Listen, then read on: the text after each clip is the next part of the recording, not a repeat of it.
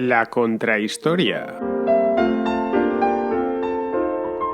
Un programa presentado y dirigido por Fernando Díaz Villanueva.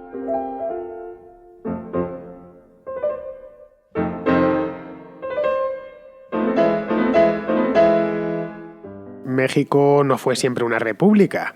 Repúblicas ha tenido unas cuantas, pero también dos periodos monárquicos conocidos como los dos imperios.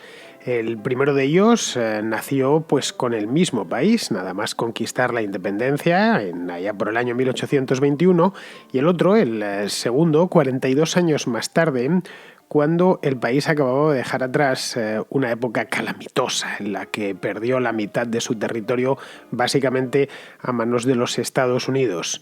El primero de los emperadores se llamaba Agustín de Iturbide. Iturbide era su apellido porque no pertenecía a casa real alguna. No era más que un militar del ejército realista elevado al trono de México, del recién creado Imperio de México, por las élites novohispanas, que estaban disgustadas en aquel momento con Fernando VII, con el rey de España, porque había jurado la Constitución de Cádiz, la de 1812, después del golpe de Riego. Este primer imperio duró muy poco, solo 2 años, tras los cuales el país se sumergió en una vorágine republicana. O sea, se sucedieron 3 repúblicas una tras otra, de la que saldría el Segundo Imperio, a cuya cabeza se encontraba Maximiliano de Habsburgo. Estamos ya hablando en la década de 1860.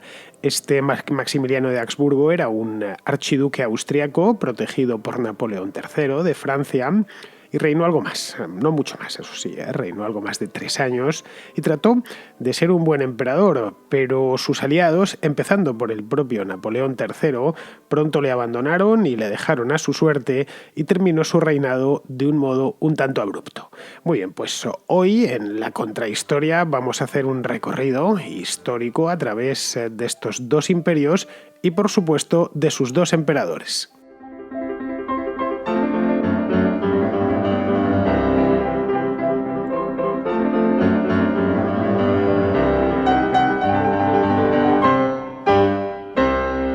México no se independizó de un golpe, es decir, que no sucedió algo parecido a que un grupo de independentistas declarase la independencia tal que hoy y a partir de mañana pues ya naciese el México independiente.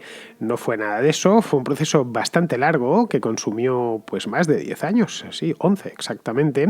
Empezó con el Grito de Dolores en el año 1810, en septiembre de 1810, y no era en origen un movimiento independentista. Tras la invasión francesa de la península ibérica, la invasión francesa de Napoleón Bonaparte, estoy hablando, en los virreinatos americanos la situación política se agitó bastante. Las noticias que llegaban de España desconcertaban un poco. ¿Cómo era posible que la península hubiese caído en tan poco tiempo? Pensad que en aquel entonces lo que era el Imperio Español era gigantesco y entonces lo último que pensaba, pues qué sé yo, un habitante de Ciudad de México, o de Buenos Aires o de Lima, es que el rey podía caer con esa facilidad tan pasmosa con la que cayó primero Carlos IV y luego posteriormente, o casi a la vez, mejor dicho, Fernando VII. Fue un cruce de abdicaciones que al final terminaron con la corona encima, no de las sienes de Napoleón Bonaparte, pero sí de su hermano José.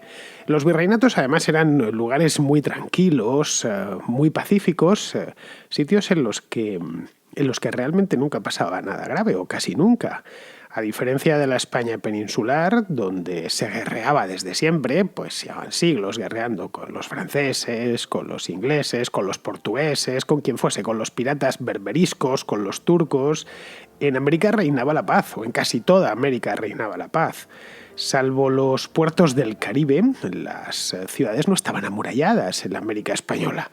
Encontramos fortalezas, pues eso, en La Habana, en Cartagena de Indias, en lugares así que sí, efectivamente, pues recibían ataques de los piratas o de los propios británicos, pero tierra adentro no era necesario poner murallas porque nadie en su sano juicio pues podía ni siquiera pensar, ni los ingleses ni nadie, en armar un ejército, desembarcarlo en la costa y qué sé yo, llegar por ejemplo hasta Potosí o hasta Cuzco o hasta Ciudad de Guatemala. Era poco menos que imposible, así que no hacía falta Uno, ni que tuviesen murallas y por lo tanto almenas, fortalezas, baluartes, etc. Y dos, que hubiese un ejército, más allá de la guardia básica, no existía nada parecido. Es decir, que no tenían, como ya os digo, ni fortalezas y por lo tanto no tenían soldados. Era un lugar, como os he dicho, muy pacífico. El Imperio Romano, si nos fijamos y echamos la vista atrás, pues casi 2000 años, 1800 años, había necesitado de muchísimas legiones, de 20 y tantas legiones para defender las fronteras. A los reyes de España no les hizo falta semejante inversión, porque en América las fronteras las marcaba el mar o, en su defecto, las selvas, que eran completamente impenetrables. Por ejemplo, la costa del Caribe en Centroamérica, la que va desde el sur de México hasta Panamá, era una muralla natural. No hacía falta apenas poner nada. De hecho, no había nada, porque ni siquiera puertos, porque había unas selvas tropicales tan densas que a ningún pirata ni a ningún inglés se le ocurría desembarcar ahí, porque sabía que la invasión iba a durar muy poco y no iba a tener que combatir contra los españoles, sino contra los mosquitos. Las ciudades españolas, además, estaban en los altiplanos, muy en el interior, y llegar hasta ellas era bastante complicado. Por lo tanto, del imperio, la frontera, el limes del imperio, digamos, el límite, lo marcaba más la naturaleza que los hombres. Ya digo, el mar y los accidentes geográficos, como las selvas y las junglas.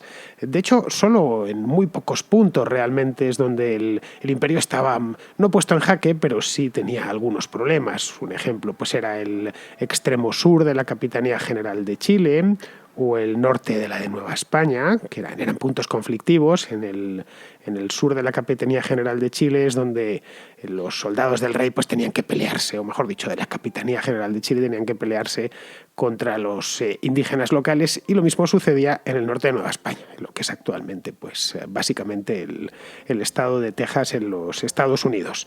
La invasión napoleónica, como veis, fue algo inesperado, por supuesto, y fue una convulsión a ambos lados del Atlántico. Los españoles de América reclamaban lo mismo que los de España, es decir, que regresase al trono Fernando VII y que saliese del trono el hermano de Napoleón. Es decir, ambas cosas, las demandas eran las mismas.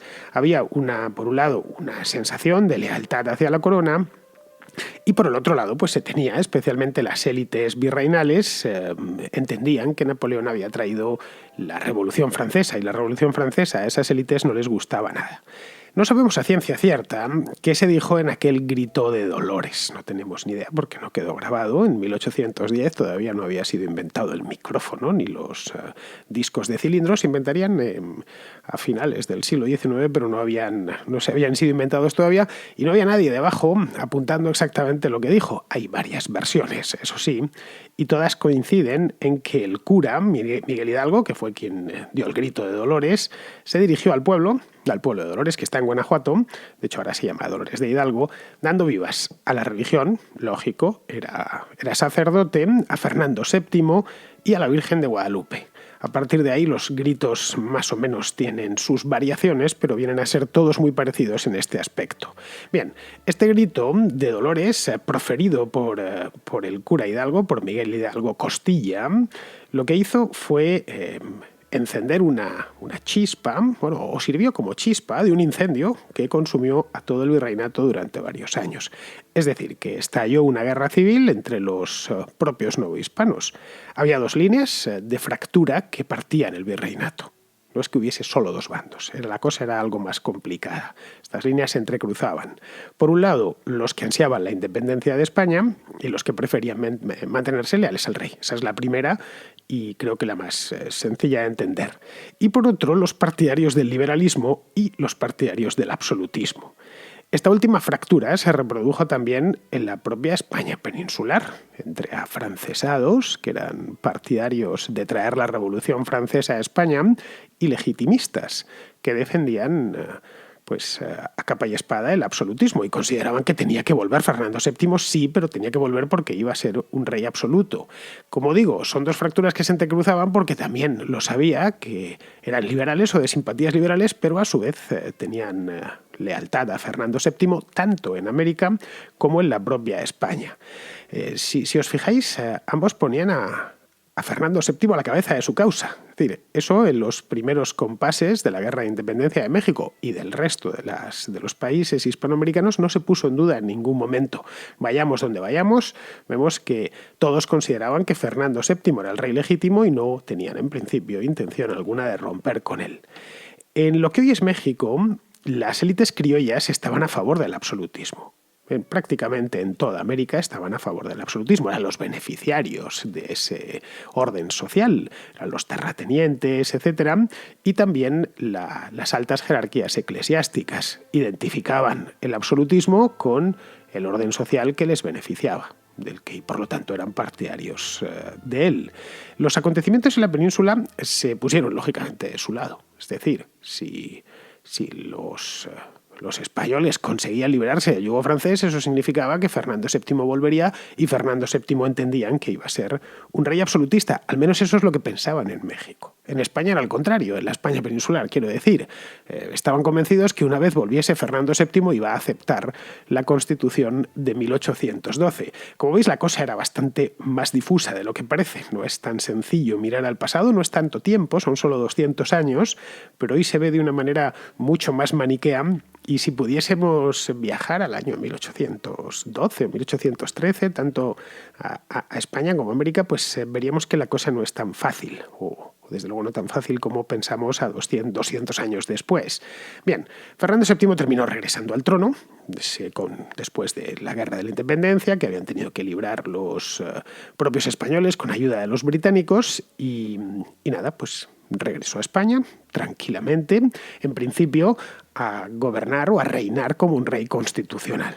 Pero hizo lo contrario. Sí, regresó, justo en 1814, cuatro años después del Grito de Dolores, y lo que hizo fue reinstaurar las leyes viejas, aboliendo, lo primero que hizo fue abolir la Constitución de Cádiz, que los liberales de ambos hemisferios habían aprobado solo 2 años antes. Digo de ambos hemisferios porque en las Cortes de Cádiz no solo estuvieron presentes diputados de la península, sino también diputados de las Indias.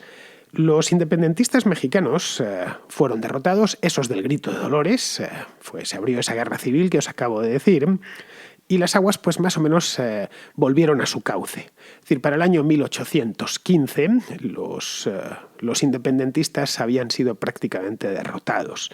En el año 1820 ya lo poco que daba se batía en retirada, poco menos que podían hacer guerra de guerrillas, y además habían perdido a su principal caudillo, que era un tipo llamado José María Morelos, y la paz había vuelto al virreinato. Es decir, después de 10 años viviendo peligrosamente, los novohispanos veían que había sido un disgusto, pero las cosas volvían a ser como habían sido antes. Es decir, parecía que todo volvía a la normalidad y no había nada que temer.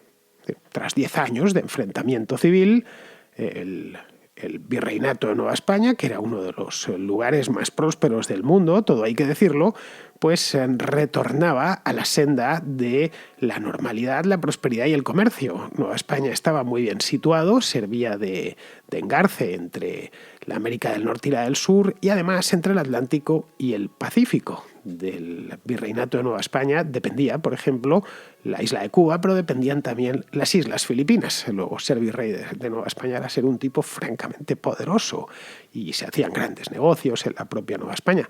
Era, de hecho, el principal productor mundial de plata, pero con diferencia sobre el segundo. La agricultura funcionaba bastante bien, la capital del virreinato, que era Ciudad de México, era la ciudad más grande de América, y bien, pues no tenían nada que temer. Todo había sido una mala pesadilla a lo largo de 10 años. Es decir, lo poquito que les había llegado de las guerras napoleónicas hasta un lugar tan remoto como México. Pero entonces sucedió lo inesperado, porque al final la historia la cambian siempre si la modelan los hechos inesperados. Sucedió que un teniente coronel llamado Rafael del Riego se pronunció en Andalucía contra la restauración absolutista de Fernando VII. Rafael del Riego era uno de los muchos militares liberales que había en España, que estaban disgustados con la restauración de Fernando VII, no tanto por la persona en sí, sino por el hecho mismo de que no había jurado la Constitución, sino que la había abolido en 1814.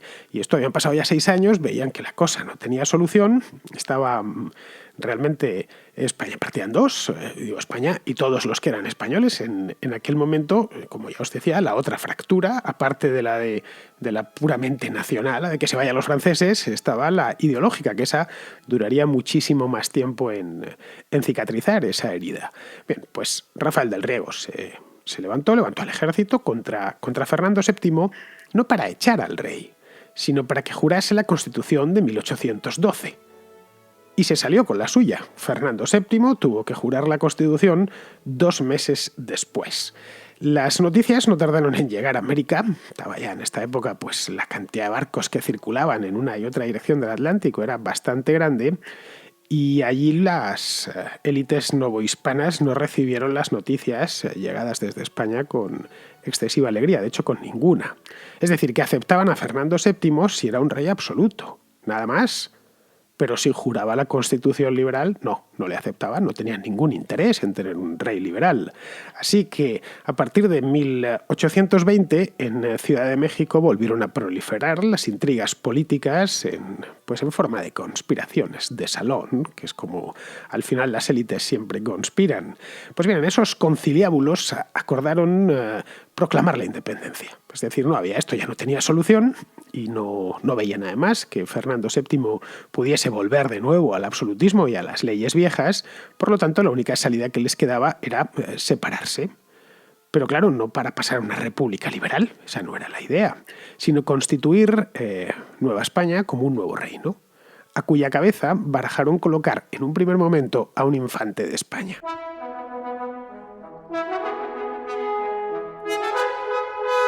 Para que esas conspiraciones de salón pasasen al mundo real, que a fin de cuentas en un salón se puede conspirar mucho, pero si la cosa no la llevas a la calle, pues no sirve absolutamente de nada. Es decir, estos conspiradores querían un cambio, pero un cambio que se tradujese en la realidad. No querían pasarse 10, 20 o 30 años hablando de lo mismo y hasta transferir sus propios problemas y sus propias conspiraciones a sus hijos, como tantas veces sucede y ha sucedido a lo largo de la historia.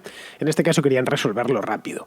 Pero claro, para ello necesitaban mostrar a alguien, tener una cara visible. Es decir, un militar prestigioso que además fuese de fiar. Es decir, el que fuese de fiar para ellos, que supiesen que era uno de los suyos, que no se iba a pasar al bando realista en cualquier momento. Ese militar se llamaba Agustín de Iturbide. Este Agustín era general del ejército y había sido, entre otras cosas, el responsable de derrotar a Morelos unos años antes, allá por el año 1815. Es decir, era un tipo que había sido leal al gobierno del rey, es decir, al virrey en este caso, y que además sabían, o intuían por lo menos, que tenía sus convicciones políticas. Bien, a partir de ahí, una vez Iturbide dijo que sí, que estaba de acuerdo, que eso de que el rey se hubiese hecho liberal no le interesaba demasiado, tampoco a él personalmente, pues todo se precipitó. El gobierno liberal en Madrid envió a un nuevo virrey que nada más llegar a Veracruz y tomar posesión del cargo, escribió a Iturbide para reunirse con él. Este nuevo virrey se llamaba Juan O'Donoju, que fue el último virrey español en Nueva España, es decir, en México. Se vieron en Córdoba, en la Córdoba que hay cerca de Veracruz, claro, en agosto de 1821, y allí mismo el virrey O'Donoju y Agustín de Iturbide acordaron la independencia de México, que nacía heredando el antiguo virreinato y en la forma de una monarquía constitucional encabezada por el propio Iturbide. Os preguntaréis, ¿cómo? ¿Que al militar le iban a hacer emperador? Sí. Os preguntaréis, ¿por qué? ¿Cómo es eso que un simple militar, él no era ni aristócrata ni nada similar, le hiciesen qué había hecho para ser emperador? Pues la verdad es que fue un poco por descarte realmente. Bueno, un poco no, totalmente por descarte. Le tocó a él porque ninguna casa real europea quiso aceptar el trono. No por nada, sino por no hacer el feo al rey de España, a Fernando VII. También se lo propusieron al propio Fernando VII, pues envíenos a uno de sus hijos un infante, es decir, uno que no vaya a ser el príncipe y automáticamente le haremos uno de sus hermanos, qué sé yo, cualquiera que la Casa Real Española pues tendría gente en la corte que no estaba haciendo absolutamente nada, así que ese puede seguir puede seguir siendo lo que es, pero esta vez convertido en emperador de México, que no está nada mal. Pero Fernando VII dijo que no, que ni hablar, que no estaba dispuesto a ese tipo de trapicheos y que se olvidasen. Ninguna otra casa real europea quiso entrar en esas transacciones y se vieron obligados a nombrar a uno de los suyos. En este caso, el más famoso de todos y el que más nombre tenía era el propio Iturbide. Iturbide en principio fue nombrado regente.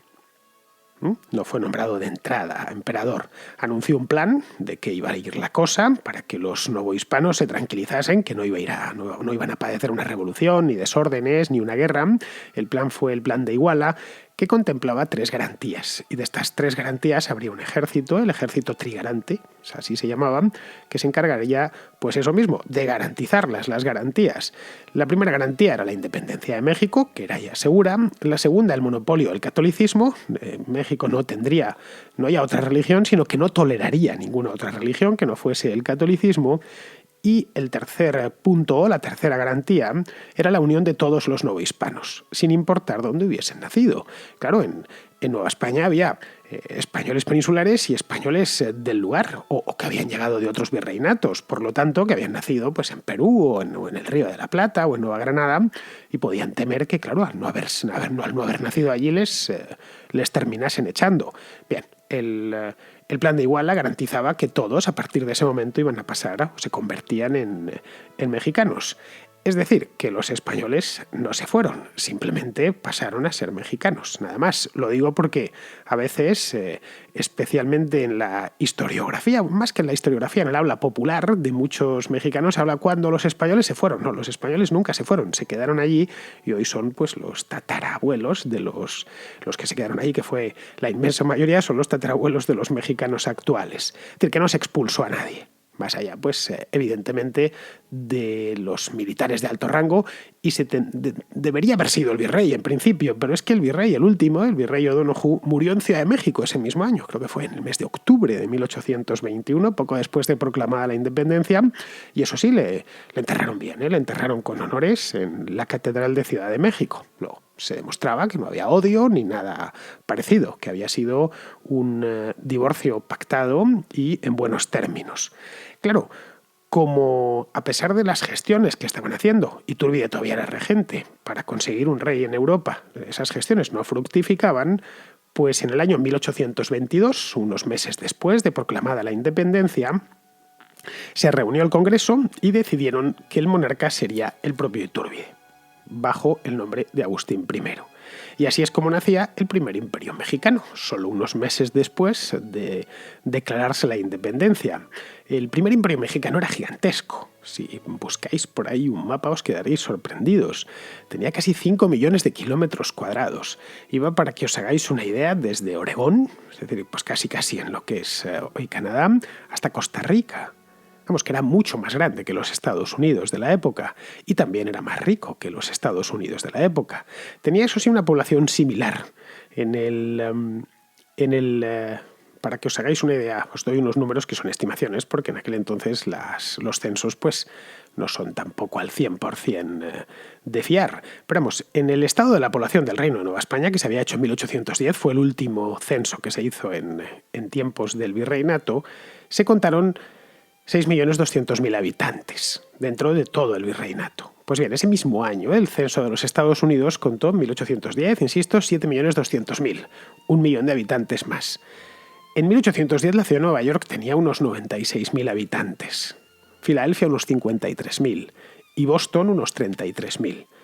En el momento de la independencia, en 1821, Ciudad de México tenía 170.000 habitantes y la Intendencia de México, que es en torno a la capital, más o menos lo que hoy sería, pues calculo yo, la Intendencia de México, pues es el Valle Central, lo que es hoy propiamente Ciudad de México y parte del Estado de México, tenía aproximadamente 1 millón de habitantes.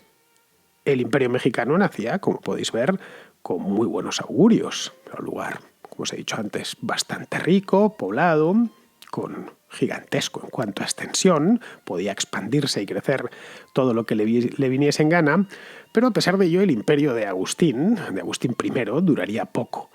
Iturbide, a fin de cuentas, no había nacido para emperador, esa es la verdad. Era un simple militar, nacido en Michoacán, en la ciudad de Valladolid. Bueno, que bien, él había nacido allí porque era hijo de un pequeño, bueno, no un pequeño, pero un agricultor. Su padre tenía una pequeña hacienda de agrícola, que no era ni muchísimo menos un terrateniente. Su padre era un navarro, era un peninsular, de ahí el apellido Itúrbide. A cualquier español le sonará que proviene del País Vasco de Navarra. Pues sí, el padre de Agustín de Itúrbide había llegado en el siglo XVIII, desde Navarra, en España. Y claro, pues eso le había llevado, siendo muy joven, a ingresar en el ejército. Y bien, no había hecho nada más, había sido realista hasta casi su propia coronación en la Catedral de Ciudad de México en julio del año 1822. Es decir, que como veis sí que fue algo que él jamás hubiese imaginado. Pero lo que acabó con este fugaz imperio, este fugaz primer imperio, que duró un par de años, no fueron las credenciales reales de Agustín, que no eran demasiadas, sino los problemas internos del país. Es decir, había nacido de manera un tanto precipitada, era realmente gigantesco y las intrigas internas, la independencia no las había resuelto ni muchísimo menos. Así que en el mes de febrero de 1823 se produjo un golpe de Estado capitaneado por otro general, era Antonio López de Santa Anna. Este general además contribuiría a la historia de México durante muchos años e influiría bastante en ella. Este era un militar que había apoyado a Itúrbide en el pasado y que, como él, pues había sido primero realista y luego se apuntó a la independencia, cuando Fernando VII juró la Constitución de Cádiz. La verdad es que Itúrbide no mostró demasiada resistencia cuando López de Santa Anna se levantó contra él. Cuando vio que sus apoyos menguaban y que los de López de Santa Anna crecían, para evitar males mayores, es decir, que le matasen en una batalla, abdicó y se marchó del país. Más le invitaron a que, por favor, que se fuese, que ya no tenía mucho más sentido, había dejado de ser emperador y, por supuesto, ya se podía ir. A pesar de todo, en el poco tiempo que reinó, que fueron 2 años, dio tiempo a que le hiciesen unos cuantos retratos. De ahí que si busquéis Agustín I de México encontraréis, pues no lo sé, si 4 o 5 retratos imperiales, estoy hablando. Lo que significa que este hombre, pues debió pasar en esos 2 años, un retrato se tardaba tiempo en hacer, había que posar un montón. Así que se debió pasar delante del pintor una buena parte de su reinado para que saliese el retrato como a él le gustaba. Pero bueno, al final le sacaron, se fue, tomó un barco y se fue para Europa. Fue primero a Italia, estuvo allí, había pactado la salida con los golpistas, eso sí, estuvo en Livorno, pero Italia no le debía interesar demasiado y después se fue a Londres, donde empezó a sentir cierta nostalgia de México, le dolía la misma manera en la que le habían sacado del país, le llegaban noticias desde México de los problemas que había para constituir el gobierno y de nuevo quiso volver. Quiso volver a México pues para de nuevo hacer política. Además es que le estaban llamando traidor, que era lo que peor llevaba. Le habían incluso condenado como traidor. Así que se embarcó de vuelta a México y allí pues nada más desembarcar le atraparon el nuevo gobierno que había, que le había declarado traidor, y fue fusilado en una hacienda de Nuevo Santander. Esto está en Nuevo Santander, es lo que es hoy más o menos Tamaulipas, en el norte del país, cerca de lo que es hoy la frontera con Texas. Esto fue en julio de 1824. Como veis, habían pasado pues 3 años, menos de 3 años, desde la independencia de México, y habían tenido tiempo de proclamar un imperio, proclamar una república y además liquidar al emperador. Había pasado de todo en esos primeros 3 años. La historia de México fue, durante su primer siglo, tremendamente agitada, no os podéis imaginar cuánto. Luego ya a partir de la Revolución, a principios del siglo XX, ya se tranquilizó bastante, pero su primer siglo de existencia es una auténtica fiesta de hechos históricos, es la mar de entretenido. No sé cómo no hacen más películas sobre el primer siglo de historia de México, porque tiene para dar y tomar, es casi una novela. Bien, pues sin imperio y sin emperador, que es como se había quedado en 1824, México más sin emperador físicamente, porque lo habían fusilado, México transitó por 3 repúblicas, que no se quedaron con la primera. La primera, que se llamó Primera República Federal, fue del año 1823 a 1835, les duró 12 años.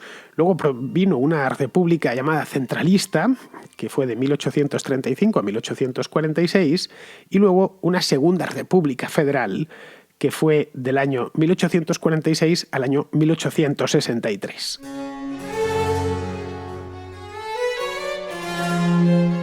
En 1863 volvieron a intentarlo con un emperador nuevamente. Pero esta vez no sería un militar local, eso ya estaba visto que no había funcionado, sino un monarca de verdad. Es decir, un monarca traído desde Europa, educado como tal, y lo único que faltaba pues era encontrar un monarca europeo, tenía que ser católico, lógicamente, que estuviese dispuesto hasta a ir a México y a ceñirse la corona del Segundo Imperio Mexicano.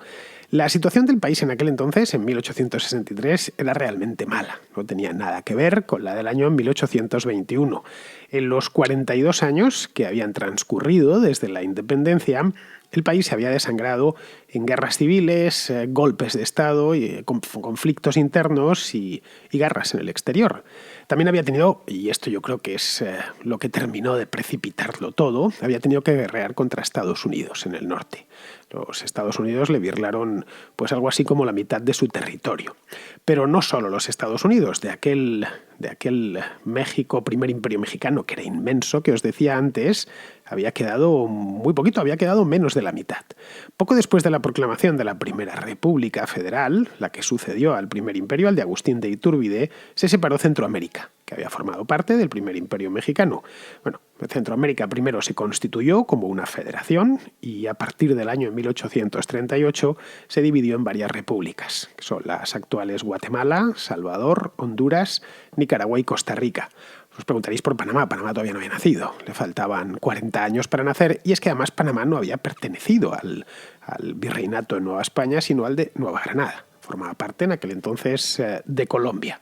Pero es que además de estas 5 repúblicas de Centroamérica nació una república que duró un par de años, ya extinta, la República de los Altos, en el altiplano guatemalteco, que terminó incorporándose a Guatemala, y la colonia británica de Belice, que está en Honduras británica, también se le llamaba así, que está entre México y Guatemala.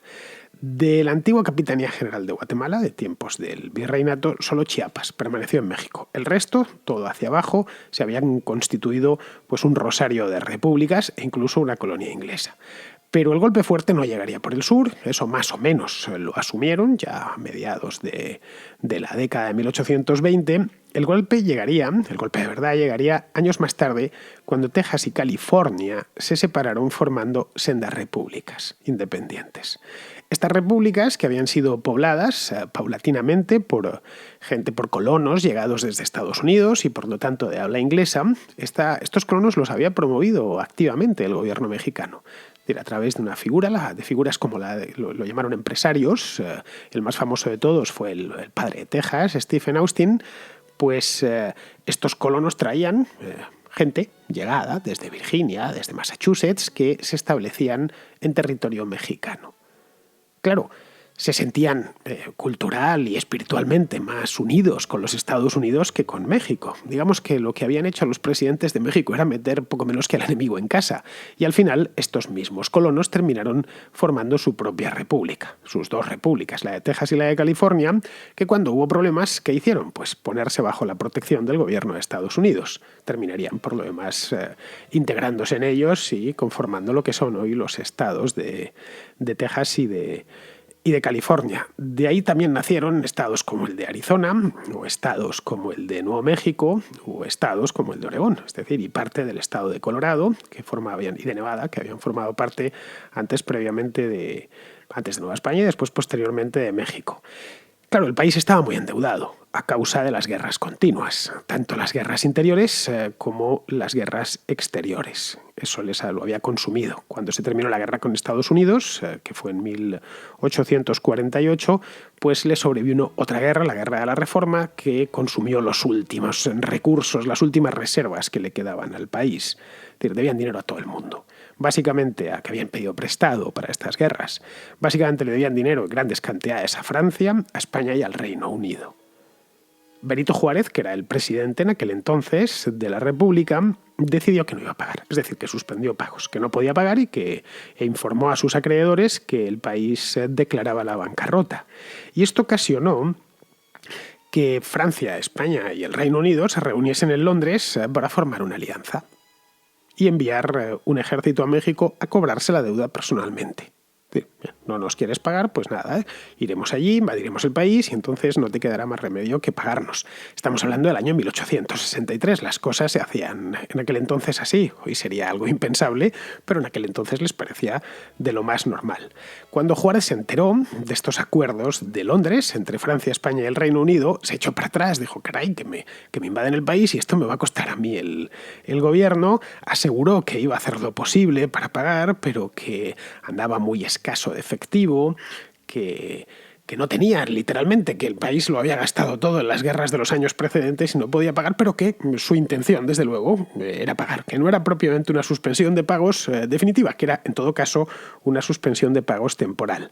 Pero claro, esto ya era tarde, nadie, ni en Madrid, ni en París, ni en Londres, quiso escuchar sus súplicas y prepararon la invasión.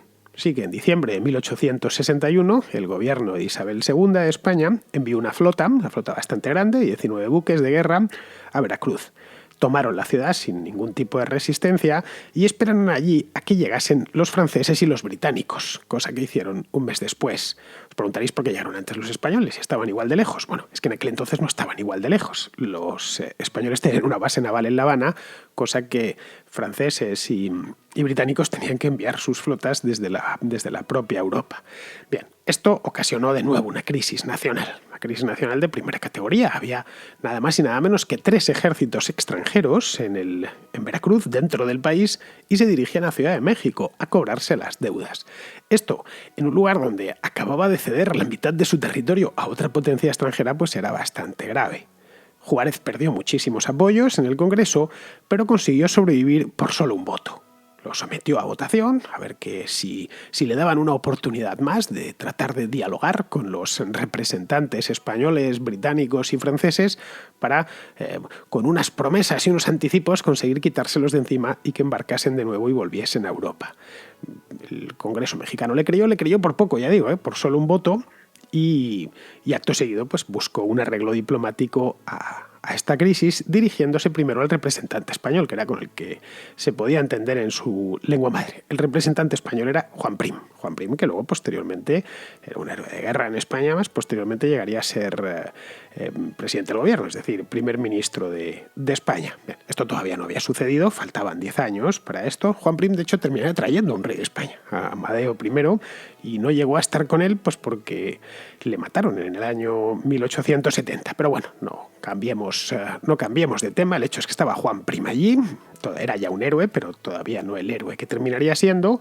Escuchó a Juárez y le dijo que bien, que se creía lo que le contaba, es decir, le ofreció liquidar las deudas poco a poco y le pareció bien. Lo otro, pues, suponía meterse en una guerra, cosa que a España tampoco le interesaba demasiado. En México bastantes problemas se había buscado ya en el norte de África y además mantener una guerra en México era complicado y no quería ofender a los Estados Unidos. Esa es la otra. Cosa que los franceses sí buscaban, ofender a los Estados Unidos. Total, que Prim y el representante británico le creyeron a Juárez y se salieron de la alianza. Es decir, les pareció bien todo, retiraron sus tropas y se fueron por donde habían venido. Pero no a Francia, que se negó a firmar el tratado que habían suscrito españoles y británicos con México. El Tratado Preliminar de la Soledad, así es como se llamó. Como dieron en llamarlo, porque es que se firmó en un sitio que se llamaba la Soledad. Los franceses no querían saber nada de él. Los franceses en aquel entonces estaban en su segundo imperio, igual que los mexicanos se disponían a entrar, el imperio de Napoleón III, y Napoleón III tenía planes que diferían de los planes de británicos y españoles. Él sí quería entrar en México y él sí quería, como ya os he dicho, incomodar a los Estados Unidos. Así que condujo a su ejército hacia el interior. Primero se la vieron con los mexicanos en Puebla, donde por cierto perdieron, pero terminaron tomando la ciudad. Luego posteriormente en San Luis tomaron San Luis Potosí y finalmente Ciudad de México. Esto ya fue en el mes de junio de 1863. Con el gobierno de Juárez en jaque y huido, por supuesto, los conservadores mexicanos vieron la oportunidad de acabar con la República y volver a la monarquía. Sí, pero volver a la monarquía en mejores circunstancias de lo que habían estado unos años antes. Es decir, con un rey europeo que fuese del agrado de Napoleón. Así que de Napoleón III estoy hablando. Así que hablaron con él, con sus representantes, y dijeron, ¿qué le parece a usted que acabemos con el gobierno actual y con la República y convirtamos esto en una monarquía protegida por Francia, con el rey que a usted le parezca. Y a Napoleón III le pareció bien la idea. Le pareció bien incluso el candidato que le propusieron, que era un tipo llamado Maximiliano de Habsburgo. Era, pues con ese apellido, ya os lo podéis imaginar, era austriaco. Era segundón del archiduque Francisco Carlos y, por lo tanto, como todo segundón que en el mundo ha sido, estaba condenado a una posición subalterna. Le habían nombrado en su momento gobernador de Lombardía.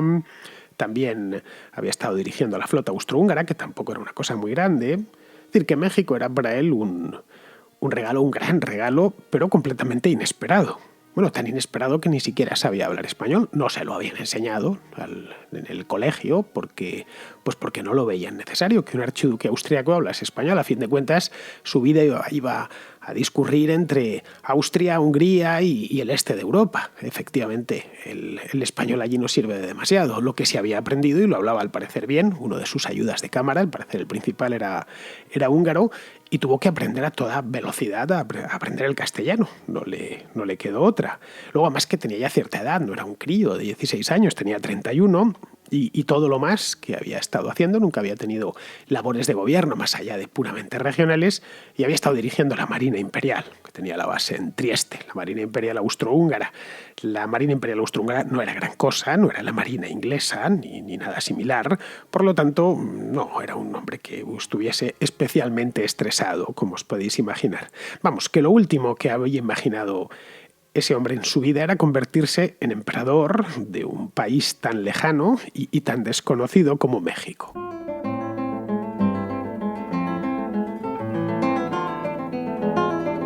De manera que una vez autorizado la elección por Napoleón III, pues una delegación mexicana viajó hasta Europa y fue a comunicárselo personalmente a Maximiliano a su residencia, en el castillo de Miramar, que está en Trieste y que se conserva todavía. Así que si vais por Trieste, está al norte de Italia, no muy lejos de Venecia, en el mar Adriático, pues podréis ver el castillo de Miramar. Es muy bonito, por cierto. Esto sucedió el 3 de octubre de 1863. Como veis, este fue un año especialmente movido en México. Poco antes habían entrado las tropas francesas, españolas y británicas, se había llegado a un acuerdo con el gobierno y había tenido que huir el propio gobierno de Benito Juárez. Pero claro, para aquel entonces, para octubre de 1863, cuando se produjo la comunicación oficial, Maximiliano ya sabía que Napoleón III le había, poco menos, entre comillas, que nombrado emperador de México, por lo que aceptó en el acto, no se lo tuvo que pensar. La verdad es que algo extraño, ¿eh? Podéis pensar, ¿qué hace un austriaco que vive en Trieste, en un castillo, tan feliz, siendo emperador de México? ¿Cómo se le puede ofrecer a alguien así una corona como la de México? Bueno, era algo extraño, pero al menos, pero en esa época no tanto, al menos en esa época. Es decir, si vamos más al sur, Brasil tenía también un emperador, era Pedro II de Braganza, que reinaba felizmente desde el año 1831, había heredado la corona de su padre, de Pedro I, y el ejemplo brasileño pesaba mucho en los mexicanos, o al menos en los monárquicos mexicanos. A Brasil el imperio le había resultado bastante bien, le había sentado bastante bien. Esto de la monarquía constitucional, Pedro de Brasil era un monarca constitucional, el país había crecido y prosperaba, a diferencia de México, cuyas sucesivas repúblicas le habían hecho menguar y se encontraba en la más absoluta ruina. Así que nada, una vez aceptado y viendo que podía ser el modo idóneo de enderezar la vida política de México después de estar 40 años viviendo al límite, pues firmaron un tratado que se halla en el mismo Miramar, el Tratado de Miramar, por el cual Napoleón III ponía al servicio de Maximiliano sus tropas acantonadas en México. Es decir, los franceses que ya habían entrado para invadir México ya se quedaban allí. Así que el emperador puso rumbo al Nuevo Mundo en una fragata llamada Novara, una fragata austrohúngara, llegó a Veracruz en abril de 1864 y fue inmediatamente conducido a la capital. Y allí se instaló en el castillo de Chapultepec. Fue recibido, se cantó un Te Deum en la catedral, fue coronado oficialmente ya dentro del propio México y se instaló en este castillo que se había construido a finales del siglo XVIII, en tiempos del virreinato. Una vez allí, de lo primerito que hizo fue mandar abrir un gran paseo que comunicase el castillo de Chapultepec con su bosque, con el centro histórico de Ciudad de México, es decir, la Plaza del Palacio, lo que es la Plaza del Zócalo. Ese paseo es hoy el más famoso de Ciudad de México y además es conocido mundialmente. Se llama Paseo de la Reforma, aunque en origen no se le llamó así, eso es cuando le cambiaron el nombre posteriormente. En origen se le llamó Paseo de la Emperatriz, porque Maximiliano no llegó solo a México, llegó con su esposa, es decir, la emperatriz de México, que era Carlota de Bélgica. Esta era una mujer joven, de 24 años, cuando llegó a México, y su nombre de pila no era Carlota, que no es un nombre habitual en Bélgica, tampoco en Austria, sino Charlotte. Pero al llegar a México se lo cambió por Carlota para que sus nuevos súbditos viesen que tenía la intención de quedarse allí, de morir allí, de integrarse plenamente en la cultura local. Maximiliano hizo lo mismo, aunque claro, él solo tuvo que añadir una O al final del nombre porque Maximiliano en alemán pues es muy fácil, es Maximilian, así que le costó bastante poco españolizar su nombre, solo bastaba con poner la O. El segundo imperio mexicano duró algo más que el primero, aunque no mucho más, eso sí. Comenzó formalmente en octubre de 1863, cuando lo proclamaron como tal, estando todavía el emperador en Europa, y terminó en junio de 1867, con la ejecución del emperador. Es decir, 3 años, 8 meses y 17 días más tarde. Me lo he apuntado porque quería saber la duración exacta. El primero, que también lo he calculado, duró 2 años y 24 días. Justo entre el Plan de Iguala, en febrero de 1821, y la abdicación de Agustín I en marzo de 1823. El primer imperio no acabó con la ejecución de Agustín, sino con su abdicación. En el caso de este segundo, de Maximiliano, no se produjo abdicación ninguna. Pero bueno, eso vamos a verlo ahora. En ambos casos terminaron mal para los emperadores. Y no ya porque el imperio en sí desapareciese, que desapareció en los dos casos, sino porque ambos fueron fusilados. No sé, en España se ha destronado a algunos reyes, como Isabel II o Alfonso XIII, pero nunca se les ha ejecutado, esa es la verdad.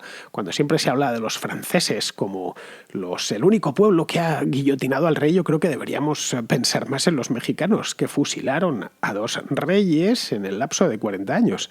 Pero bueno, el hecho es que en México tenemos 2 monarcas y 2 fusilamientos. Lo suyo es de sobra, yo creo que el trono más letal de la historia de la monarquía. El trono más letal para sus ocupantes, quiero decir. Es decir, que si en el futuro los mexicanos decidiesen reinstaurar la monarquía, no sé yo si encontrarían algún candidato dispuesto, sabiendo los precedentes que hay.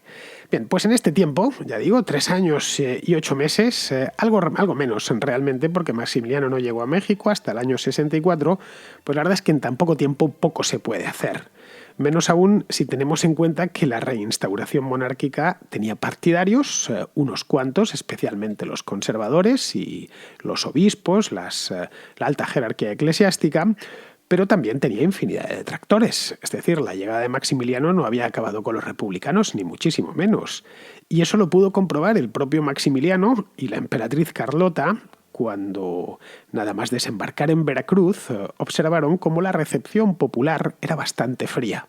Mucho más de lo que ellos se imaginaban.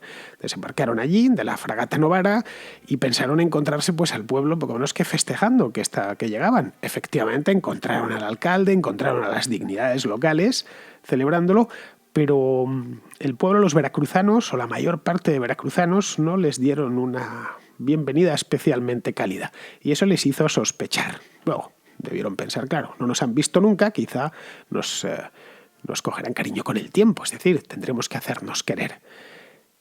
La monarquía, a fin de cuentas, claro, no era una cosa de todos, la habían traído los conservadores, después de una gran crisis del país, que estaba, como os había dicho antes, en la ruina, y en cierta medida en medio de una gran humillación nacional.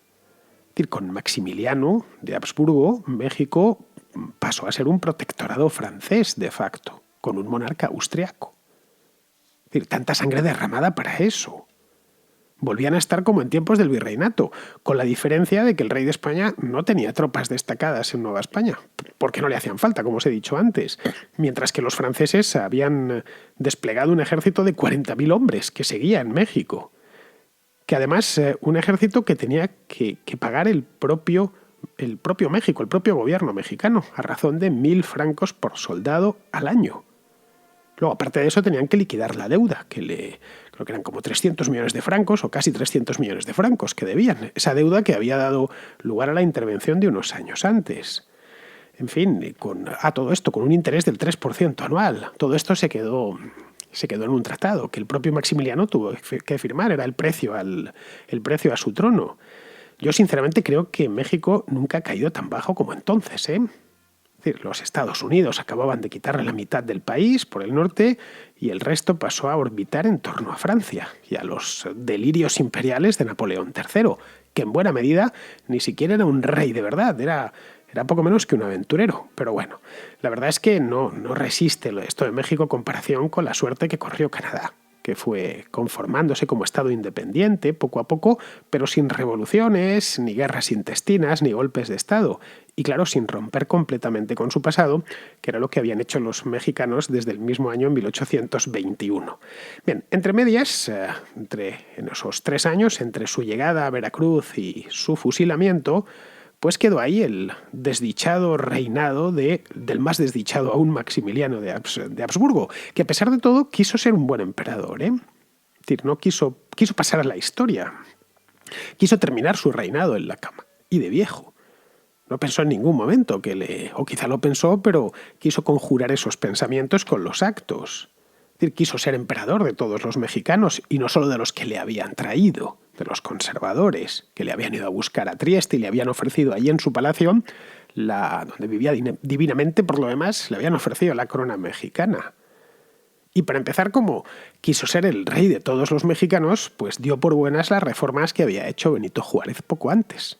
Como por ejemplo la tolerancia de cultos. Estaban en aquel entonces en México discutiendo por eso, si se podía, no ya que otra religión fuese la oficial, que por supuesto la oficial era el catolicismo, sino que se pudiese en México, qué sé yo, ser protestante, por ejemplo. Hasta ese momento ya estaba prohibido y fue con Benito Juárez cuando se abrió la tolerancia de cultos o la desamortización de bienes eclesiásticos, que se había hecho también durante el gobierno de Juárez.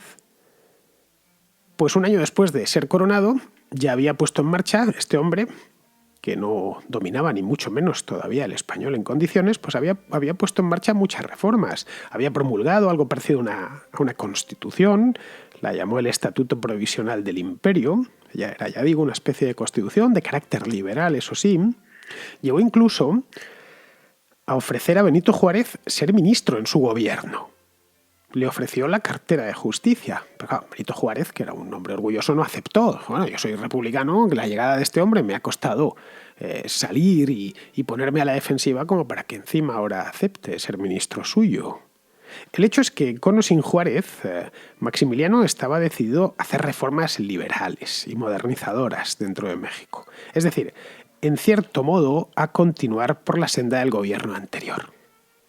Reorganizó el territorio en departamentos para organizar mejor la administración, promulgó la ley electoral de los municipios, la ley de garantías individuales, el decreto de libertad de trabajo.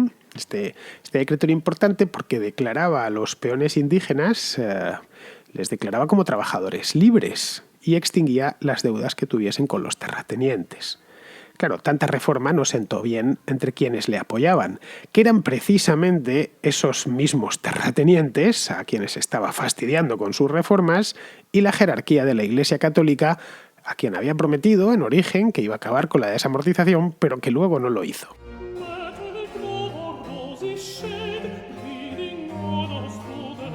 Lo que vemos con Maximiliano de Austria en México es que las élites mexicanas que le habían traído, las élites económicas mexicanas, se daban contra el mismo muro que en 1820, cuando retiraron su apoyo a Fernando VII por jurar la Constitución de Cádiz. Es decir, gente que estaba desconectada mental y espiritualmente de lo que ocurría en Europa, que desconocían por completo que en 1860 los reyes europeos eran ya todos o prácticamente todos constitucionalistas, por lo menos los de Europa occidental, y toleraban o simpatizaban abiertamente con las reformas liberales. Tampoco se habían informado mucho sobre el propio Maximiliano, que cuando había sido gobernador de Lombardía, que era una región en el norte de Italia, pero que pertenecía en aquel momento al Imperio Austrohúngaro, el Imperio Austrohúngaro, de hecho, todavía no era Imperio Austrohúngaro, se formó como tal en 1867, el año que terminó el Imperio Mexicano, pero bueno, el Imperio Austriaco formaba parte de Lombardía y había sido este hombre su gobernador, había hecho no reformas, lógicamente, porque no tenía tanto poder para ello, pero sí había mostrado un talante bastante liberal. Bien, los primeros en quejarse de la deriva inesperada que estaba tomando la monarquía fueron los obispos mexicanos, que se quejaron airadamente ante el Papa. El Papa en aquel momento era Pío IX. Es un papa, yo no sé si el más longevo de la historia de la Iglesia, pero debe figurar entre los más longevos, los que han tenido un reinado más largo. Su pontificado ocupó buena parte del siglo XIX, pues creo que buena parte de la segunda mitad, desde luego, del siglo XIX. Este hombre había apoyado la candidatura de Maximiliano pensando que devolvería a la Iglesia las propiedades nacionalizadas por Benito Juárez. Eso más le habían prometido. Ha dicho, bueno, este es de fiar, no se preocupe usted, santidad, que esto ahora va a ir bien y se van a acabar estas revoluciones en México y todos estos problemas. Pero como ya hemos visto, Maximiliano hizo lo contrario, ganándose el calificativo de peligroso liberal. Aunque claro, lo cierto es que para Pío IX cualquiera era un peligroso liberal. Este hombre llegó a excomulgar al rey de Italia, en aquel entonces Víctor Manuel II, y prohibió a los italianos votar en las elecciones. No digo más, estaba dolido lógicamente porque fue la unificación de Italia, le pilló de lleno y se quedó recluido en la ciudad del Vaticano. Le acabó con el patrimonio petri, con los estados pontificios. A él se debe, por ejemplo, a Pío IX se debe el dogma de la infalibilidad papal, que consagró el Concilio Vaticano I del año 1870. Bueno, pues tras la Iglesia se le pusieron en contra los conservadores mexicanos, los mismos que habían ido a pedirle que fuese emperador de México. Y claro, es normal porque no era eso lo que querían, no era lo que buscaban. El emperador tenía que ser una figura que protegiese sus intereses, no un reformista. Esa misma actividad reformista pues le granjeó también algunas simpatías de republicanos moderados, pero la verdad es que eran pocas. El que era republicano y le daba igual cómo fuese el monarca. Los republicanos en su gran mayoría no se convirtieron en monárquicos y se levantaron desde el principio en armas contra él.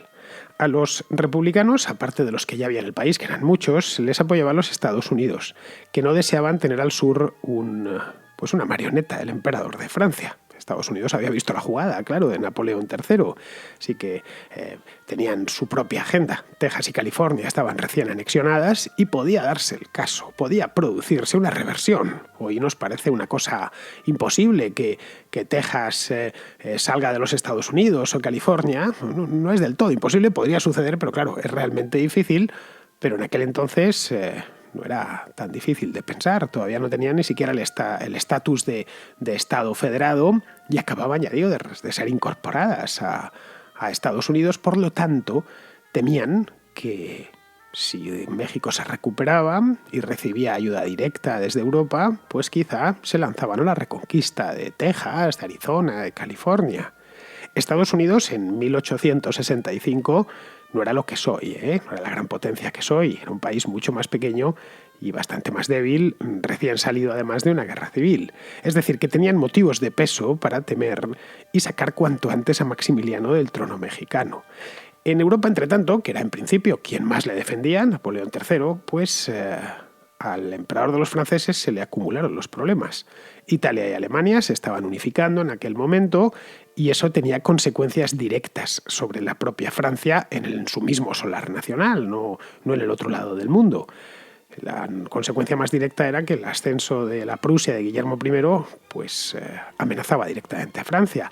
Si se terminaba reunificando, mejor dicho, unificando, porque nunca había estado unida previamente, Alemania, pues Francia perdía su condición de primera potencia continental. Así que Napoleón III perdió completamente el interés en México, retiró a las tropas y dejó a Maximiliano solo y en medio de una tormenta perfecta. Es decir, que casi nadie le quería allí.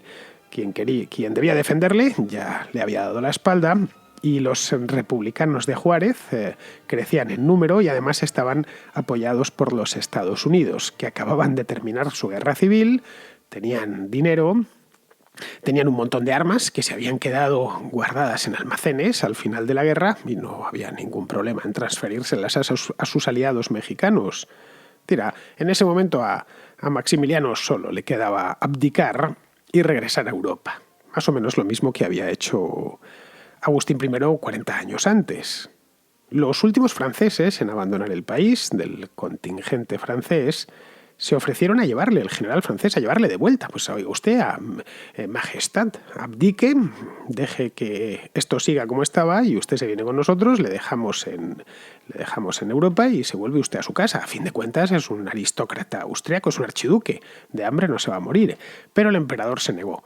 No abdicaría bajo ningún concepto porque, tal y como le habían recordado, los Habsburgo nunca abdican, y se dispuso a resistir. Con un pequeño ejército que había reunido, muy pequeño, fueron 9.000 o 10.000 soldados, se hizo fuerte en Querétaro, pero la resistencia duró poco, apenas un par de meses, entre marzo y mayo del año 1867. Dos generales republicanos, que se llamaban Mariano Escobedo y Ramón Corona, pusieron sitio a Querétaro y tomaron la plaza capturando a Maximiliano. Con ello, así, de una manera tan prosaica, se acabó el Segundo Imperio.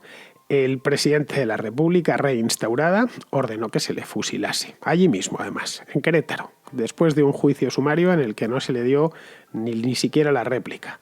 Y, ojo, que no le dieron la réplica, pero es que tampoco escucharon las solicitudes de clemencia que le llegaron desde Europa, las súplicas, para que al menos se le perdonase la vida, se le subiese a un barco y lo devolviesen a Europa. Hasta Giuseppe Garibaldi escribió a Juárez pidiéndole por favor que le salvase la vida, que él no tenía la culpa de nada, que había sido esencialmente una marioneta de los apaños de Napoleón III por el mundo. Pero nada, no hubo manera. La emperatriz Carlota había dejado ya México, había viajado a Europa para hablar con Eugenia de Montijo, que era pues una española que estaba casada con Napoleón III, era la emperatriz de Francia, para que intercediese ante él. Pero nada, tampoco, no hubo manera. Napoleón III estaba a otras cosas y la suerte de Maximiliano le interesaba pues entre poco y nada. Así que el 19 de junio de 1867 fue fusilado en el Cerro de las Campanas de Querétaro junto a sus generales, a los que se habían unido con él, que eran un par de generales. Cuentan que cuando descendió del carruaje que le llevó hasta el pie del Cerro de las Campanas, exclamó lo siguiente: «Es un bello día para morir». Dijo eso, pues le subieron hasta lo alto del cerro y allí estaba esperando una escuadra de 7 tiradores que evidentemente pues acabó con su vida. Su cadáver fue embalsamado y trasladado hasta Veracruz y lo llevaron allí, lo dejaron en el puerto y vino a por él, curiosamente, lo que es la historia, la misma fragata austriaca, la Novara, de la que os hablaba antes, que le había llevado hasta México 3 años antes. Una vez en Austria, pues fue sepultado en el muro norte de la cripta imperial. Esta está en Viena, bajo la iglesia de los capuchinos, donde hoy ahí sigue, junto a los archiduques austriacos del siglo XIX. Eso sí, pone Maximiliano de México. Bueno, von México, lo pone en alemán. Carlota nunca volvería a México, como es lógico, porque probablemente, no sé si fusilado, pero sí al menos le hubiesen hecho el vacío, que menos. Lo que le pasó a Carlota es que se volvió loca y la recluyeron en un castillo de Bélgica, de su país natal, donde moriría muchísimos años después. Moriría en 1927, ya con casi 90 años. Para entonces México había pasado su revolución, la famosa, y en Austria se había abolido la monarquía, nada más y nada menos, algo simplemente impensable cuando Maximiliano I de Habsburgo y de México recibió aquella comisión para que en el castillo de Miramar para que aceptase la corona del Imperio Mexicano. Como veis, las cosas cambian bastante rápido en el curso de una sola vida, especialmente durante estos años que fueron muy convulsos, tanto en México, por supuesto, como especialmente en Europa.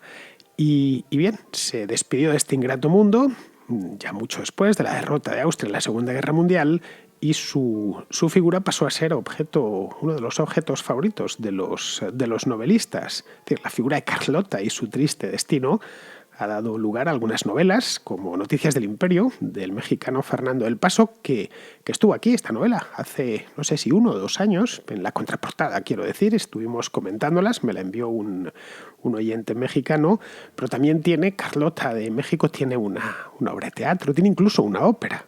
El personaje, para qué engañarnos, pues es muy literario.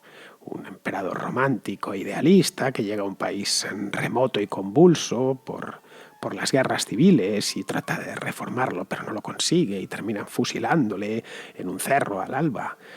En fin, yo creo que el broche final con su fusilamiento ahí en el Cerro de las Campanas ensalza todavía más el carácter trágico del personaje.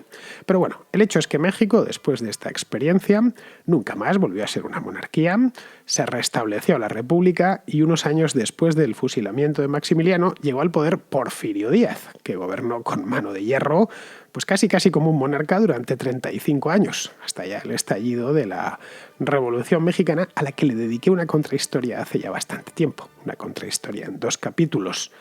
Hoy, y ha pasado de esto ya más de siglo y medio, pues México sigue siendo, como bien sabemos, una república con un presidente elegido cada 6 años que tiene muchísimo poder. El presidente de México es, en cierto modo, un monarca elegido, ¿no? Muy diferente al de los Estados Unidos.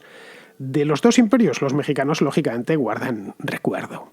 En el caso del segundo, un recuerdo agridulce, pues porque Maximiliano la verdad es que trató de ser un buen emperador y puso en marcha reformas importantes, pero claro, por otro lado no dejaba de ser un gobernante extranjero puesto ahí por Francia, una potencia ocupante, que terminó por traicionar a su propia criatura.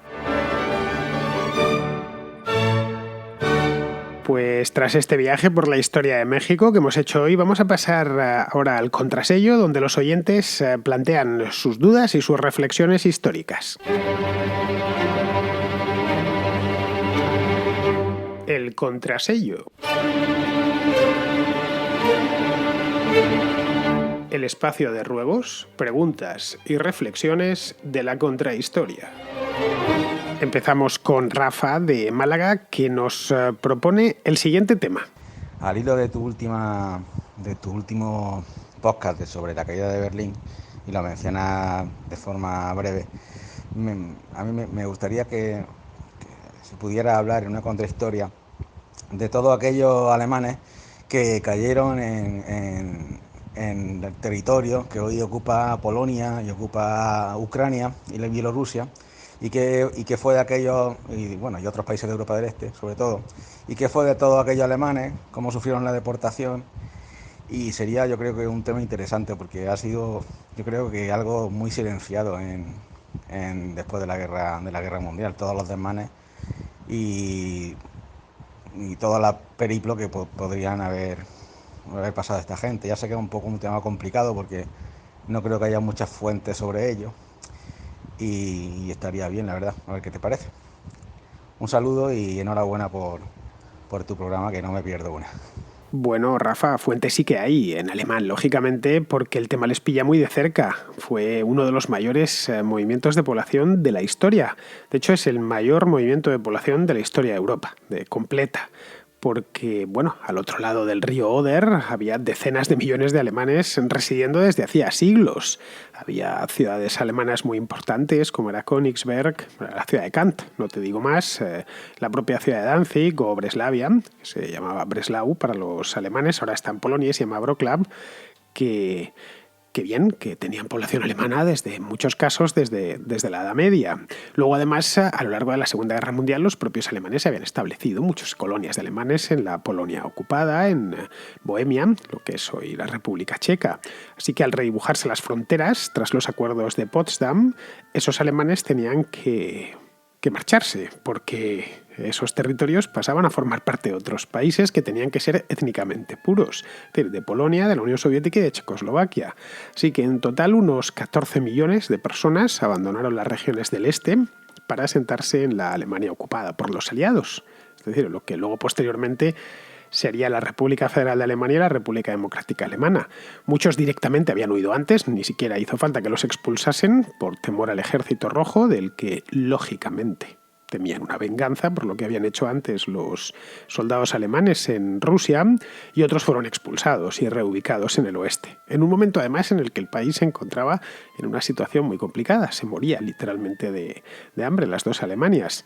La gran deportación genera sentimientos encontrados dentro de la propia Alemania. Porque claro, si bien esa gente era inocente, la mayor parte, claro, también fueron los polacos o los checos los que habían sufrido previamente, porque los alemanes les habían desplazado solo unos años antes.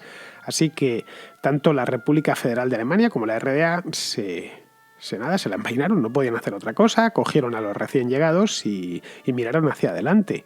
Durante años hubo en Alemania Occidental un movimiento que reclamaba el retorno a las fronteras de 1937. Era un movimiento minoritario, pero ahí estaba. Es decir, las previas a la ocupación de los Sudetes. Durante todo este tiempo, fueron los años 50, 60, incluso los 70, el gobierno de la RFA se negó a reconocer formalmente las cesiones de Potsdam. Las cesiones, lo que allí llaman los Ostgebiete, es decir, las zonas orientales, ¿no? Decían que utilizaban un lenguaje así un poco eufemístico, temporalmente bajo control polaco y soviético. Luego ya posteriormente, en los años 70, lo reconocieron de facto, no podían hacer otra cosa porque era un hecho, y ya en 1990, con la reunificación, se firmó el Tratado 2+4, pues ya se reconoció formalmente. Hoy ya la actual Alemania vive en paz con Dios, con los hombres y con sus vecinos, es decir, no tiene ningún tipo de reclamación territorial. Claro, también es verdad que han pasado mucho tiempo, han pasado ya 70 años de aquello, y el tema de la gran deportación se aborda de otro modo, de un modo más desapasionado, lo cual viene a decirnos que aquella herida, afortunadamente, pues ya se ha cerrado. Bien, seguimos con Juan, un oyente de Bilbao, que tiene una pregunta sobre la Comuna de París. Y bueno, sorionak por el programa, está muy bien. Y me gustaría saber un poco más, a ver qué nos puedes contar sobre los sucesos y la historia de la Comuna en París. Vale, muchas gracias. Un abrazo. Pues así brevemente, porque esto requeriría algo más de tiempo, Juan, pero bueno, si tienes la duda te la resuelvo en muy poquitos minutos. A ver, la Comuna de París fue una revolución que se produjo en París, como bien dice su nombre, en el año 1871, poco después de la derrota de Napoleón III, que hoy ha salido mucho en el programa de hoy, y el advenimiento de la Tercera República Francesa. Esto sucedió porque tras perder frente a los prusianos en la batalla de Sedan, Napoleón III fue capturado, por lo que el imperio quedó descabezado en el acto. Se formó entonces un gobierno provisional que trató de resistir la embestida alemana en París. No olvidemos, Napoleón III había vencido en Sedan, pero París seguía en manos de los franceses y trataron de resistirlo a los prusianos que llegaban, pero no lo consiguieron. En el mes de enero de 1871 los franceses capitularon y el general Moltke pues entró tranquilamente en la ciudad, y luego ya posteriormente el Segundo Imperio Alemán se proclamó en el mismo Palacio de Versalles. Esta humillación ocasionó un gran malestar entre todos los franceses y sobre todo entre las clases populares parisinas, que acusaban al gobierno de haberse rendido. De modo que la Guardia Nacional, que era una especie de milicia que se había movilizado para defender París de los prusianos, se hizo con el control de la ciudad. Así que cuando el gobierno republicano de Adolphe Thiers solicitó formalmente que le entregasen el poder de la ciudad, que le entregasen la comuna, en francés ayuntamiento o municipio se dice común, es decir, la comuna de París no es más que el ayuntamiento de París, pues que se la entregasen, lo que hicieron estos revoltosos fue negarse y convocaron unas elecciones para la común, para el ayuntamiento. Unas elecciones que lógicamente pues se llenó el ayuntamiento de París de radicales, de socialistas, anarquistas, etc. Y a partir de ahí pues les tocó resistir la arremetida de Thiers, que envió al ejército a recobrar la ciudad. Él se acuarteló en Versalles, que está a las afueras de París, y lo hizo además con muchísima dureza. Al final todo se resolvió en el mes de mayo, en una lucha calle por calle del centro histórico parisino que ocasionó miles de muertos. Fue la llamada Semana Sangrienta, al término de la cual pues, el gobierno, ya pacificada la ciudad, se hizo con el control de París, encarcelando a los miembros de la comuna. Y bueno, algunos se quedaron en Francia y otros directamente los deportaron a Nueva Caledonia, que está al norte de Australia, en Oceanía. Durante los 2 meses que duró esta comuna, se promulgaron algunas leyes, como la autogestión de las fábricas, por ejemplo, la cancelación de deudas también, y no les dio tiempo a mucho más. Es decir, cambiaron, eso sí, el color de la bandera, que pasó a ser de color rojo, y desde entonces todos los movimientos comunistas que tienen en la Comuna de París como casi su fuente inspiradora, pues utilizan todos la bandera roja hasta el momento presente. Regresaron también al calendario revolucionario, el que había adoptado la Convención en 1792, ya sabes, Brumario, Germinal, Termidor, etcétera, Floreal, y la insurrección, pues nada, se quedó ahí. En la época 1871, que ya había periódicos diarios en toda Europa, pues todo el mundo tuvo noticias de aquello. Se hablaba de la Comuna de París en todos los rincones del mundo, y esto llamó la atención de Marx, que estaba vivo, por supuesto, le quedaban todavía unos años de vida, y habló de ella como la primera revolución socialista. Para Bakunin, sin embargo, fue una revolución anarquista. Decía que como no había vanguardia, pues esto significaba que había sido anarquista. En fin, comunista o anarquista, lo que te garantizo es que fue una revolución especialmente sangrienta, dicho sea de paso. Bien, pues vamos a terminar ya. Vamos con Antonio, que es un oyente de Puente Genil, en Córdoba, que tiene una cuestión sobre otras revoluciones comunistas, esta vez en el siglo XX. Llevo escuchando La Contra en todos sus formatos desde el principio, pero esta es la primera vez que me animo a participar. Este mensaje va de historia, por eso es para el contrasello. Bueno, vamos allá. Una vez que he profundizado más allá de lo que me contaban en el colegio sobre la Guerra Civil Española, me he dado cuenta que en parte lo que se dilucidaba en este conflicto era una continuación de la Revolución Comunista Rusa en territorio nacional. Episodios como el de Casas Viejas, la Revolución de Asturias, incluso los sucesos de Barcelona durante el conflicto, nos pueden hacer pensar en ello. Pero es que posteriormente, gracias a tu programa, he oído hablar sobre episodios parecidos en suelo de otros países europeos después de la Segunda Guerra Mundial. La posguerra en Grecia, en Italia e incluso en Alemania estuvieron tildados de conflictos con comunistas e intentos de revolución. Sé que ya existe un programa sobre la internacional, pero ¿podría explicarme si ha existido algo más que un intento en levantar revoluciones comunistas en este periodo de tiempo? Termino el mensaje dándote las gracias por repartir tanto conocimiento de forma magistral. Un saludo. Bueno, Antonio, los comunistas lo intentaron en muchos sitios, y solo consiguieron hacerse con el poder en unos cuantos. De hecho, solo les salió bien en la Unión Soviética, que fue la madre del cordero, el origen de todo. Les salió bien en Cuba también, con la guerrilla de Sierra Maestra. Y en Cuba les salió bien porque Fidel Castro no dijo que iba a hacer una revolución comunista, dijo que simplemente quería recuperar la Constitución de 1940 y retornar a la democracia después de la dictadura de Batista, es decir, que llegó a través de un engaño. Y luego en países de Extremo Oriente, tipo China o Vietnam o Camboya, en Europa del Este las repúblicas populares se impusieron con el ejército rojo de cuerpo presente allí, Pero vamos, por lo demás, sí ha habido revoluciones fracasadas, un montón de ellas en Europa. Lo intentaron en Alemania, tras la caída del Kaiser, entre 1918 y 1919, y fracasaron. Lo intentaron en Baviera en esa misma época, donde llegaron incluso a proclamar una brevísima República Soviética de Baviera, que duró un mes o menos de un mes. Esto fue en mayo de 1919. Lo intentaron también en Hungría, entre el año 18 y el 20, donde proclamaron dos repúblicas soviéticas, la húngara y la eslovaca. Lo intentaron, como bien comentas, en España, entre el 36 y el 39. Lo que ahí hicieron fue hacerse con el gobierno de la República durante la Guerra Civil y la pusieron al servicio de Moscú. Es decir, que si te fijas siempre se reproduce el mismo patrón, esperan a que haya una crisis tremenda, traumática, para automáticamente saltar sobre la víctima.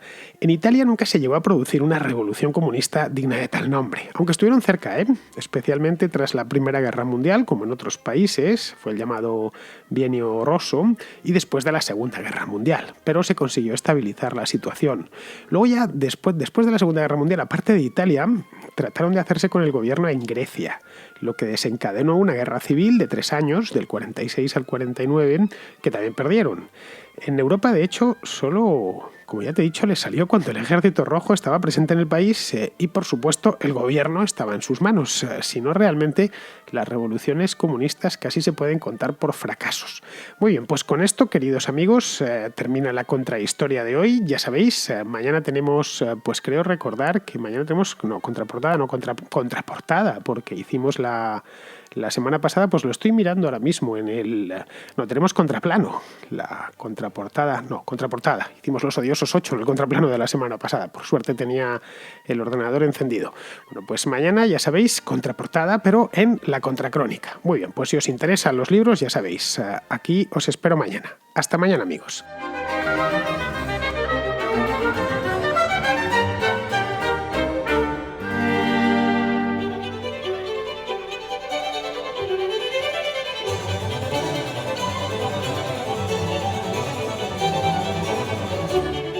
La Contracrónica y la Contrahistoria son dos programas de radio independiente que existen gracias a sus oyentes. Si te gustan, puedes patrocinarlos. Lo puedes hacer de dos maneras, a través de patreon.com/Díaz Villanueva o instalando la aplicación de iVoox en tu teléfono y pulsando la tecla Apoyar.